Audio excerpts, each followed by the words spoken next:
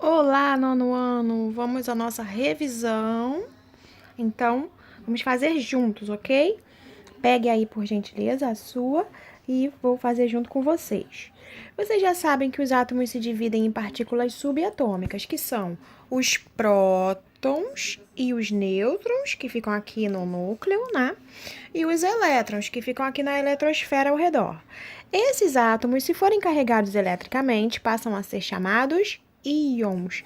Mas enquanto não são íons, são apenas átomos. Seu número atômico Z é igual ao número de prótons e que também será igual ao número de elétrons. Então, num átomo que não está eletricamente carregado, a quantidade dessas bolinhas azuis aqui, que seriam os prótons aqui dentro, ela vai ser igual a de elétrons aqui fora. Ele está eletricamente neutro, tá ok? Então, isso faz com que as cargas se anulem. Como a carga do elétron é negativa e a do próton é positiva, eles se anulam, né? Então, por exemplo, um átomo qualquer terá P igual a E.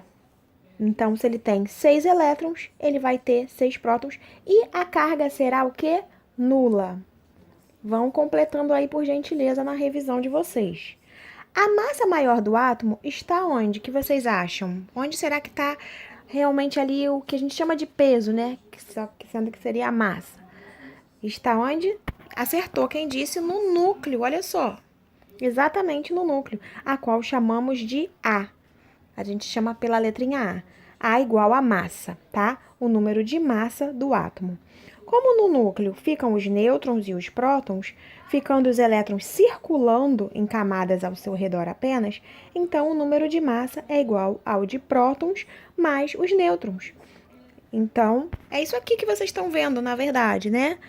A, que é o número de massa, é igual ao P mais o N. Tá ok? Então, A, que é o número de massa, igual ao número de prótons mais nêutrons, que é esse miolinho aqui. São prótons e nêutrons. A número de massa exatamente igual ao total deles, tá? Então, nós vimos também uma longa linha do tempo dos modelos atômicos propostos. E agora nós vamos mudar aqui para esse tipo de ligações químicas fofinhas, né? Que seria, então, o modelo mais aceito dos atômicos propostos, o do Rutherford-Bohr. Tá? Então, completem aí. Rutherford, Rutherford e tracinho, hífen, Bohr, B-O-H-R. Tá ok? Rutherford, Bohr. Se precisar, assistam quantas vezes quiserem e podem ir pausando também. Agora, sobre a ligação entre os átomos, nós temos a... Vamos começar pela metálica. Então, pegando aqui pelo exemplo, fofinho, metálica. Ligação entre íons que acontece entre metais através de formação da nuvem eletrônica. É como que eles jogassem para a nuvem. Você tem dois metais, ou até mais aqui, né, interagindo, e eles estão compartilhando o elétron daquela última camadinha, e eles, assim, isso gera uma força de atração entre eles, e eles se unem formando uma substância, formando um elemento. Então, essa é a ligação metálica, tá? Agora, passando para a iônica. Olha aqui a iônica. Vou diminuir um pouco.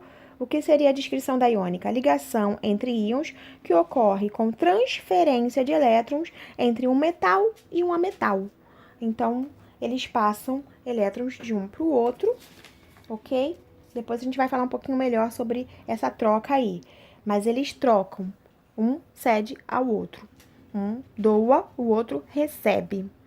Temos um pouquinho ainda para falar sobre isso, mas vamos para a covalente. A covalente é a ligação interatômica que ocorre com compartilhamento de elétrons entre dois ametais. Então, agora, pelo contrário da metálica, agora são dois ametais, que não são metais, e eles vão, olha que alegria, que fofinhos mesmo, né? Compartilhar o mesmo elétron. É como se você emprestasse a borracha para o seu colega, e aí vocês usam a mesma borracha compartilhada. Então, essa é a ligação covalente, tá bom? E, para terminar, sobre essa tendência aí que nós falamos, né, de doar ou receber elétrons, que seria voltando lá na iônica, essa tendência deles, então vamos dizer o seguinte, sobre ela, podemos afirmar que o metal tem a tendência a doar elétrons. Então a gente já sabe que esse carinha aqui que está doando na figura, ele é um metal. Por quê? Porque ele está doando elétrons. E aí ele acaba ficando mais positivo. Por quê?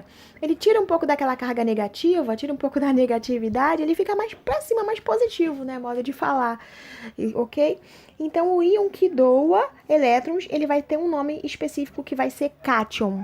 Então esse carinha aqui, ele é um metal, não é isso? E ele vai ser chamado de cátion, que é quem doa elétrons. Agora, esse ametal, que está muito feliz, agradecido nessa carinha de gratidão, ela vai dizer o seguinte: o ametal tem a tendência a receber elétrons e ficando mais o que? Negativo. Ele está recebendo elétrons, mais elétrons, que tem carga negativa. Ele está ficando mais negativo, mais negativo. E aí ele vai receber um nome que é ânion, tá? Como se escreve ânion? A com acento circunflexo, N-I-O-N. E voltando lá no cátion, como se escreve cátion?